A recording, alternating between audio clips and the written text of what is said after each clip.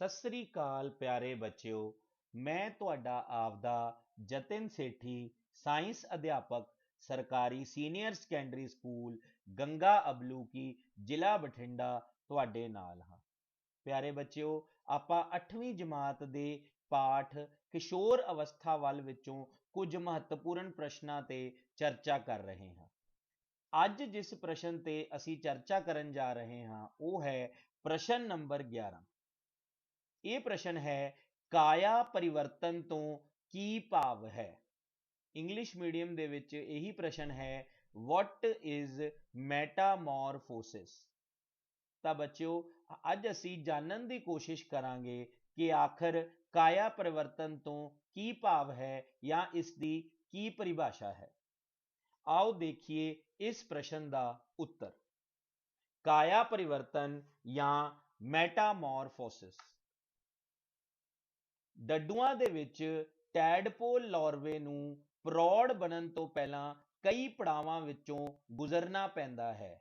ਲਾਰਵੇ ਤੋਂ ਪ੍ਰੌੜ ਬਣਨ ਦੇ ਇਸ ਪਰਿਵਰਤਨ ਨੂੰ ਕਾਇਆ ਪਰਿਵਰਤਨ ਕਿਹਾ ਜਾਂਦਾ ਹੈ।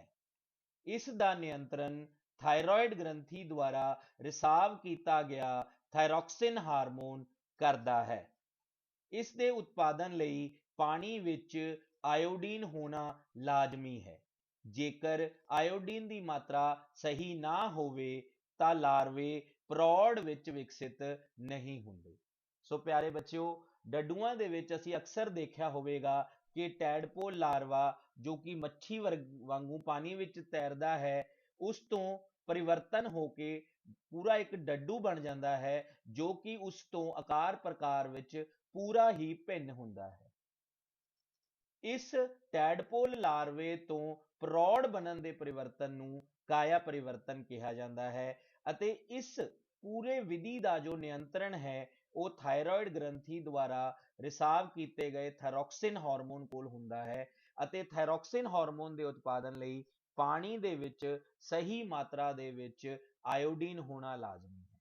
भाव जेकर जिस पानी विच टैडपोल लार्वा ने उस पानी विच आयोडीन की मात्रा सही नहीं होगी तां टैडपोल लार्वे प्रौड़ विच विकसित नहीं होणगे। यही बच्चों, अगर यही उत्तर तुसी इंग्लिश मीडियम विच देना होवे तां ओह है, the tadpole larva has to pass through many stages to become an adult.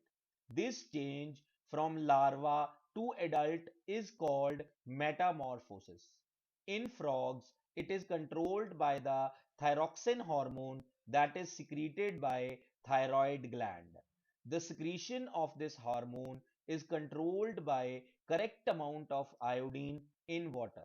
In case the iodine level is not correct, then larvae do not convert to adults. So in simple words, frogs require thyroxine hormone to convert from tadpole larva to adult frog. However, if the water in which they are freely moving does not have iodine in correct amount, then this tadpole larva will not convert into adult because thyroxine secretion will not be done in such case. सो प्यारे बच्चों, मैनू पूरा यकीन है कि तुहानू समझ आ गया होवेगा कि ये बहुत ही जरूरी जो चीज़ है काया परिवर्तन ये की है अते किस तरह इसका नियंत्रण साडे ही शरीर विच वख-वख या जानवरां दे शरीर विच वख-वख हारमोनां द्वारा नियंत्रित हुंदा है। इत्थे असी डड्डूआं दी उदाहरण लिती है जिन्हां दे विच कि ये नियंत्रण थायरॉयड ग्रंथी द्वारा रिसाव किए गए थायरॉक्सिन हार्मोन कोल हुंदा है। सो प्यारे बच्चों, मैनू पूरा यकीन है कि तुहानू काया परिवर्तन की परिभाषा समझ आ गई होवेगी अते इंग्लिश मीडियम वाले बच्चों नू भी क्लीयर हो गया होवेगा कि जेकर उन्होंने डिफाइन मेटामॉर्फोसिस क्वेश्चन आ जाए तो उसका आंसर किस तरह देना है। सो प्यारे बच्चों, मैं यही उम्मीद करता हाँ कि अज दे इस लैक्चर तो बाद तुहानू ये विषा चंगी तरह समझ आ गया होवेगा अते तुहानू हुण ये विषा आसानी नाल याद हो गया होवेगा। अज दे इस लैक्चर विच थोड़े नाल इन्नी ही चर्चा करते हुए मैं विराम लैंदा हाँ। धन्यवाद।